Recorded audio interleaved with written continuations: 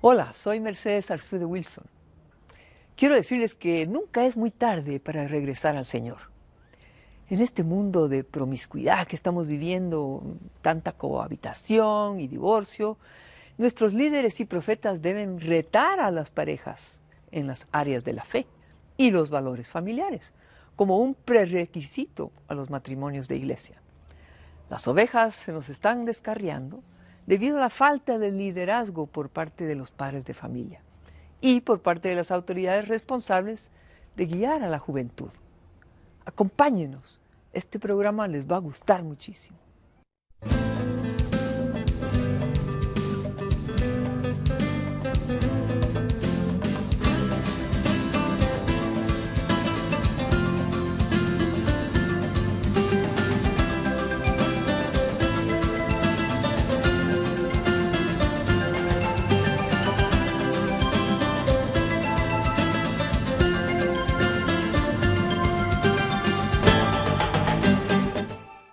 Gracias por acompañarnos de nuevo en nuestros programas de amor y familia. Hoy tenemos a un invitado especial que se llama Mario Saint Francis, que nos va a contar su historia y su conversión y su regreso a la Iglesia Católica. A ver, Mario, cuéntanos un poco de tu vida. Bueno, pues mis padres son colombianos que se fueron antes de casarse. eh, Fueron amigos en Colombia, en Bogotá, estudiando inglés. Y cada uno por su parte se fue a los Estados Unidos. Mi papá a Los Ángeles, mi mamá a Washington. Y ahí empezaron de novios y por fin después de un año se casaron. Y tuvieron 4 hijos y soy el menor. Y criado en Washington, D.C. Una familia católica. Bueno, me hablaron siempre en español, pero yo como niño antipático, fue rebelde, no me gustaba hablar español, pero gracias a Dios eh, aquí estoy.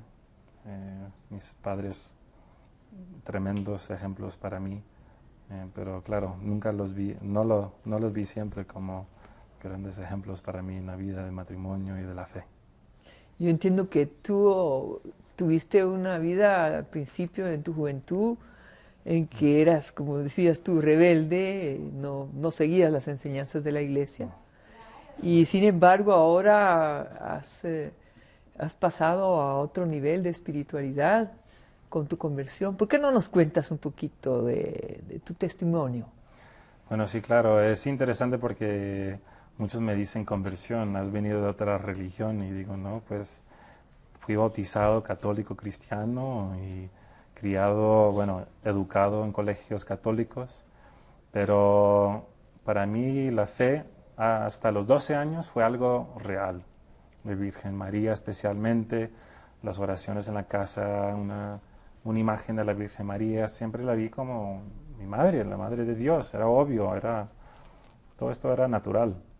Pero ya uno empieza a pasar a los 14, los 15 años, empieza a conocer y pillar las mujeres, las niñas, las chicas del colegio, los deportes, la ropa, de ser popular, y ahí no vi la fe, ahí no vi la religión. Más que todo, lo que sí más o menos me dolió era que me gustaba jugar juegos bíblicos, me gustaba rezar en la casa, pero mis hermanos que todos estaban metidos en un grupo religioso de laicos, como me miraron como el tonto que quiere, no el tonto, pero era como, él todavía cree más o menos en todas estas cosas, mira, la comida se bendice rápidamente y vamos a comer, no se pone a hablar a Dios directamente realmente. Y me di cuenta que se burlaban un poquito de ese deseo de orar y jugar juegos bíblicos.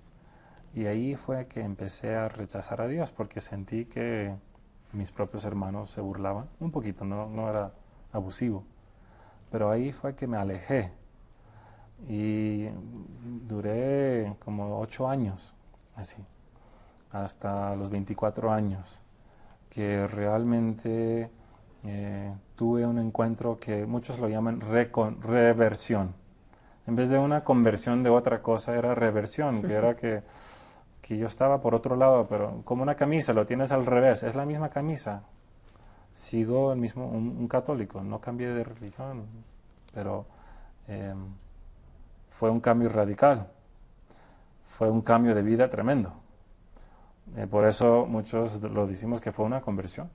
Me recuerdo que tú me dijiste que un amigo te había invitado a una hora santa, ¿no? O Sí, algo así. que en ese momento que cambió mi vida. Sí. Era lo que llaman una misión parroquial, que este año, este verano, es el aniversario de 10 años de mi conversión. Entonces, hace 10 años, en el tiempo de Cuaresma, que estamos ayunando 40 días antes de la Pascua, siempre hay misiones parroquiales. Bueno, no todas las parroquias lo tienen. Pero yo estaba viviendo en Pittsburgh, Pensilvania. Estaba estudiando fisioterapia. Ya me había cansado de muchas cosas del mundo de modelaje, de actuación. Sí, Ya porque había, fuiste actor, sí, modelo, sí. famoso. Había en Cosmopolitan me habían nombrado uno de los 50 hombres de oro de los Estados Unidos. Tenía Imagínate. 20 años. Lo llaman eligible bachelor, un soltero de oro, un soltero que las mujeres y me escribieron muchos, hasta hombres me escribieron y Ay, todos qué horror. diciendo, mira, que son mis fotos, me gusta caminar en la playa, me gusta hacer esto y ya que nos vamos a conocer. Y empezó ahí la fama por Cosmopolitan. En Miami también me dieron uno de los 10 hombres más, no sé qué, de Miami. Codiciados. Sí, de Miami. Y fui a Colombia, donde son mis padres, que yo estado trabajando, mi manager era el manager de Shakira. Y ahí me habían fichado en una telenovela, la más que ha corrido más tiempo en Colombia, Padres e Hijos. Y grabamos un programa. Se acercaron a mí para pedirme que fuera yo señor Santander para la competencia Señor Colombia. Y yo dije, wow, en los Estados Unidos fue uno de 50 hombres más cotizados de Estados Unidos. Ahora me quieren nombrar uno de los hombres de Colombia para el papel de Señor Colombia y después Señor Mundo. Imagínate un joven, soy el menor de la familia, te ofrecen el papel Señor Mundo. Sí, sigo las competencias. Es que no llegas a más alta posición, el Señor Mundo. Sí. Entonces yo estaba yo sentí que yo me estaba acercando a la imagen del mundo, las revistas, los actores, los famosos. Ves esa imagen en el mundo y dices, bueno, pues es lo que vemos en el mercado, televisión, en las pantallas, en las vallas de las calles. Dices, no, yo quería ser como mi papá, pero mi imagen de papá se convirtió en lo que hay en el mundo. El mundo empezó a ser mi papá, porque yo pasaba más tiempo con el mundo, televisión, videojuegos. Y me retiré de modelaje. Había roto un hueso, tuve un accidente, me cancelaron el contrato, empezaron las mentiras de farándula y televisión diciendo que estaba drogado y cosas rarísimas. Y uno dice, pero si son mis amigos. Y no, como actor y modelo eres un cheque, eres dinero, eres como un pedazo de carne. Entonces me sentí muy traicionado y fui a Pensilvania y decidí estudiar fisioterapia. Y mi profesor de anatomía me invitó a su iglesia católica y yo no quería ir porque ese año empecé una relación con Cristo que se llama una relación personal y fui a una iglesia que no era católica, pero me sentí muy atraído. Mi novia pertenecía a esa iglesia y su familia era una imagen impresionante de amor, de fe. En mi casa era religión, para ellos era relación. Entonces yo empecé a ver una diferencia y en la iglesia de ella empezaron a hablar de la Biblia dice que no debes decir a un hombre padre.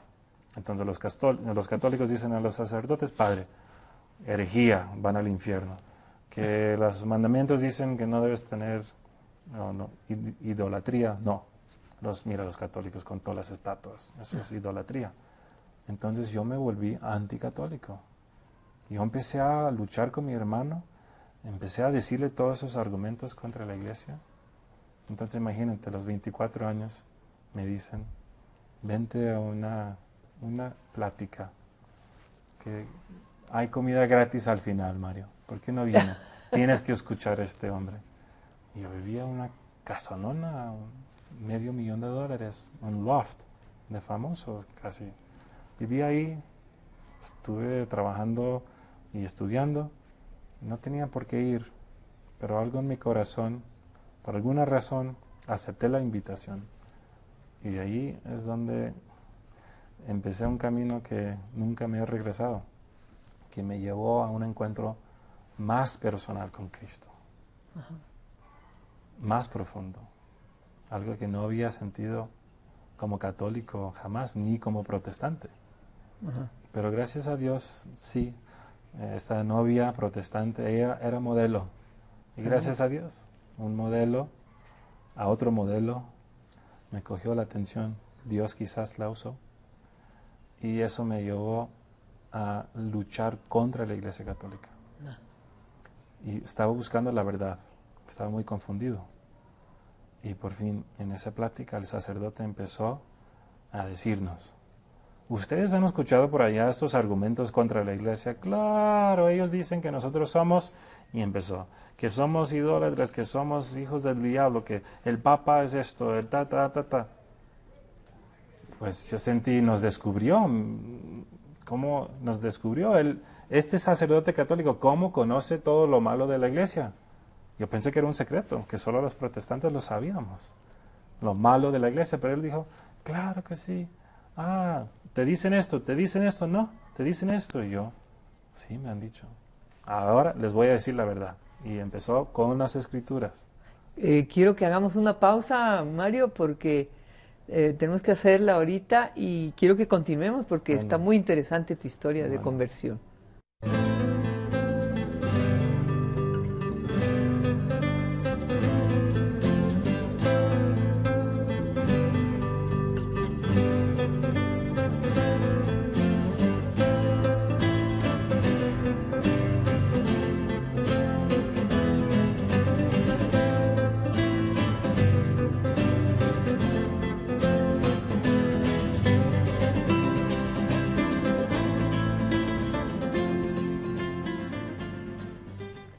Estamos con Mario San Francis contándonos una historia muy interesante de su conversión. Nos quedamos en que fuiste a una hora santa y el sacerdote estaba dando unos puntos muy importantes sobre lo que nos dicen los protestantes de los católicos. A ver, continúa, Mario. Para mí era sorprendente que él conocía esos argumentos contra la Iglesia, que yo había creído, y por eso me alejé de la Iglesia. Pero él, con amor y con educación, con filosofía, con las Santas Escrituras, empezó a hablar y todo tenía sentido. Todo tenía sentido, era el cuento completo, desde la creación, pasando por Abraham, los profetas, Isaías, después a Jesucristo y esa gran encarnación, la vida con los apóstoles, mostrando los milagros de Cristo, que eran tan grandes como los milagros de Abraham y pasando el Mar Rojo. Dios siempre se ha mostrado, se ha revelado, y con Cristo también. Y entonces él empezó a hablar y plantear esa idea que Dios actúa en la vida de su pueblo, de la gente. Y él hizo una pregunta en todo lo que estaba diciendo, que si Dios se ha revelado a nosotros de una manera interesante, un ángel que quizás nos ha guardado un accidente o algo así. Y empecé a pensar que era verdad que en mi vida había pasado yo por más de 13 accidentes. Desde joven. ¿De veras? Sí, desde los 4 años habían más de 13 accidentes y bueno, pues no los vi, no los pensé que realmente Dios me había salvado la vida. Pero un mes antes de eso, había tenido un accidente en Brigado. Mi amigo estábamos conduciendo, yo estaba atrás y nos estrellamos contra un poste de luz. Y entonces me fijé que yo había escuchado una voz que me había dicho, ponte el cinturón. Y entonces empecé a dudar o pensar, quizás Dios se ha revelado un poquito a mi vida, pero ¿para qué? Cuando el sacerdote sigue, empieza a hablar de la pasión de Cristo, de una manera personal. Y él actuó como Cristo, los latigazos, empezó a hablar científicamente, antropológicamente, de la pasión de Cristo, médicamente, cómo fue, todas estas cosas. Y yo dije, si Cristo ha hecho todo esto por mí, en la pasión de Cristo, por todos nosotros, ¿cómo lo voy a negar? Y como un sacerdote católico, hablando de Cristo, como yo había escuchado a los protestantes, me di cuenta que no todos los sacerdotes son lo que yo digo, viejo, gordo y calvo, y aburrido. Es que yo iba a la misa y qué cansón, que no quiero escuchar esto, pero él estaba vivo con fe y tenía la historia de la iglesia completa. No se había saltado pedacitos que habíamos hecho en la otra iglesia. Y ahí empecé a pensar que quizás la iglesia no está tan mal. No son el hijo del diablo. Quizás no son el anticristo como me habían enseñado en esta nueva iglesia. Pero yo había visto mucha comunidad. Nos abrazamos, cantamos con las manos, estamos con las manos arriba, y eso me gustó mucho. Pero cuando él planteó la encarnación, la pasión, la resurrección y la Eucaristía, la misa, los santos, los primeros siglos de los santos, empecé a ver una línea desde la creación hasta hoy en día que no se repite en ninguna otra iglesia, que lo han quitado en la iglesia protestante que me encantaba. Me di cuenta que no era todo de sentimientos, no era todo de luz y entretenimiento, pero que en la Eucaristía, donde no hay entretenimiento, no hay luces, no hay pantalla, no hay predicador, es Dios, es el Hijo de Dios realmente presente, y eso no lo encontraba y no lo encuentras en otra iglesia. Y ahí, pensando en la pasión de Cristo y la Eucaristía, él salió y hizo una vuelta con el Santísimo dentro de la iglesia. Y cuando se acercó a mí, sentí en mi corazón algo que jamás he sentido. Encontré a mi papá, pero mi papá eterno. Encontré a mis hermanos que eran hermanos cristianos. Encontré la iglesia, la Virgen María como mi madre, y todo respaldado por la Escritura y la tradición. Y en ese momento el Espíritu Santo sopló en mi corazón, en mi alma, y ahí, hombre, con tantas cosas, llorando enfrente de una realidad que estaba en el monstruo, que se dice donde está la Eucaristía, el monstruo. No es monstruo, no, se dice monstrance en inglés. Monstruo, sí, no. En el tabernáculo, sí, pero el sacerdote andando con... Sí. Bueno, ahí estaba andando con esto y me quedé tocado por Dios, yo digo personalmente. Con su dedo sentí que tocó mi corazón. Y ahí sabía que yo tenía que seguir a Cristo. Y desde ese día en adelante tú has dedicado tu vida como misionero, has ido a todos los continentes, a India, pues, o sea, Asia, África, Europa, Estados Unidos, América Latina, y ahora sigues dedicando tu vida a convertir almas, ¿no? Sí, porque Por si tu eso ejemplo. pasa, tienes que compartirlo con otros. Sí. ¿Y cómo ves tú la juventud ahorita, cuando tú les platicas? ¿Cómo haces tú para que regresen? Pues es difícil porque cuando yo los veo me siento que muchos están dormidos en los colegios católicos, los jóvenes están andando con los audífonos del iPod en la clase, caminando por los pasillos. Los uniformes de las chicas han subido a un nivel, o han bajado, no sé cómo decir, se han achicado. Sí. Y veo la conversación entre uno y el otro, y realmente voy a casi todos los colegios católicos. Y veo muy poco católico en esos colegios. Y me duele. Claro. Pero después yo digo, yo fui a un colegio católico. Y tú eres uno de ellos. Entonces yo sé cómo es estar en ese colegio y decir, es la iglesia católica, no, eso es para viejos, eso es para ya cuando me voy a retirar, me voy a morir. Eso ya después, pero no. ¿Qué tal si me muero en ese accidente a los 23 años? Imagínate. Mi primo murió a los 14 en un carro, en un accidente, el mejor amigo de mi hermano a los 18. Entonces yo les hablo de mi vida personal, mis experiencias, que conozco cómo es estar en ese silla y pensar que la iglesia, la religión es una burla. Pues claro, desafortunadamente en esos colegios quizás lo están haciendo, enseñando así, pero los identifico con ellos y después los levanto, los elevo, como Dios, que fue el ejemplo grande, se encarnó. Para elevarnos. Para elevarnos. Y eso es mi misión. Dejé todo ese día seguir a Cristo, porque eso dice Jesús, ven y sígame. Yo lo tomé literalmente. Y como dices, eso me ha llevado a todo el mundo como misionero laico. Desde mi parroquia, la gente me llama, se comunican conmigo. No soy parte de un grupo grande que vamos todos 50 a misionar. Me he juntado con muchas misiones, pero usando el método de Cristo. Meterme a la vida a la gente para elevarlos. Como sea, hay que hablar a veces hasta diferentes idiomas. Yo sé que tú asististe a un entrenamiento de planificación familiar natural en un tiempo, Sí, porque sí. te interesó también ayudar a las mujeres a que no caigan en la promiscuidad, que puede afectar su fertilidad para el resto de su vida también, ¿no? Que eso no lo sabía antes de ese curso que he tomado. Sí. Y pues es que cuando uno ya se mete a buscar la verdad y ya encuentra a Dios, la Santa Trinidad, la Iglesia, Pedro como el apóstol, el príncipe de los apóstoles, y ves esa tradición católica, quieres conocer toda la Iglesia.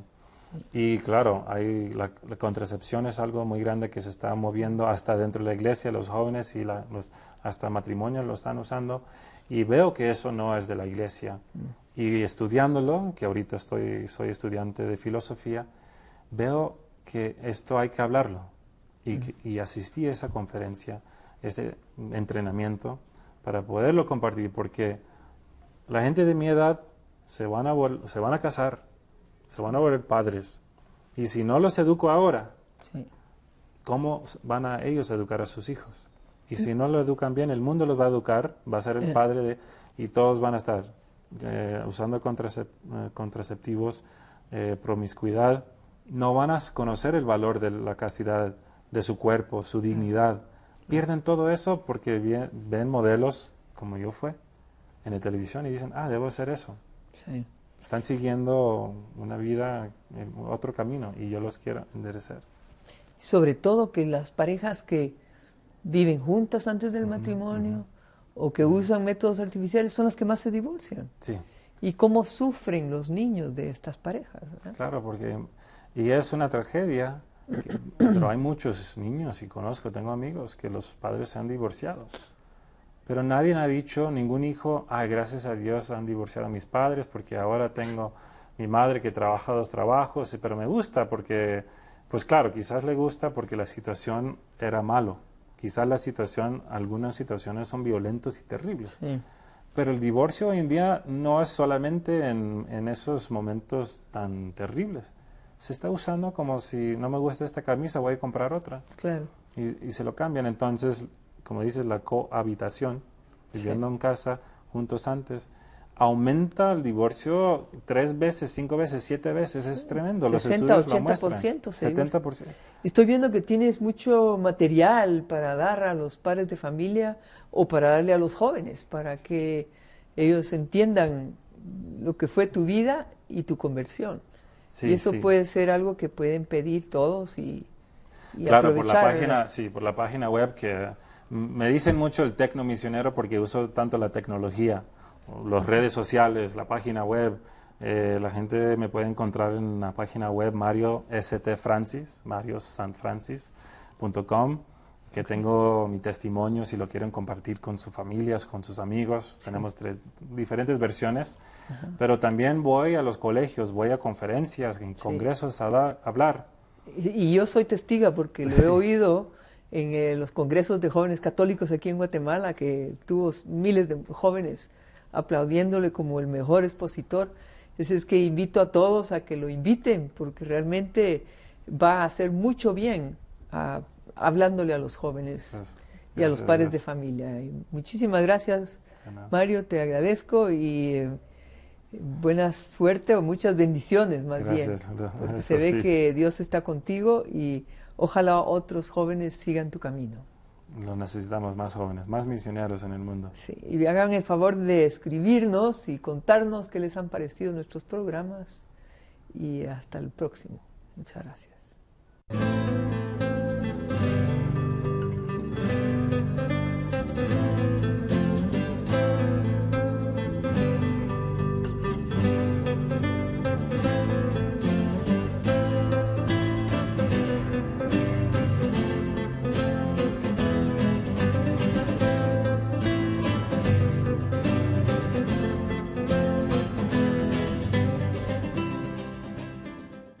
Fundado por el Papa Pablo VI en 1965.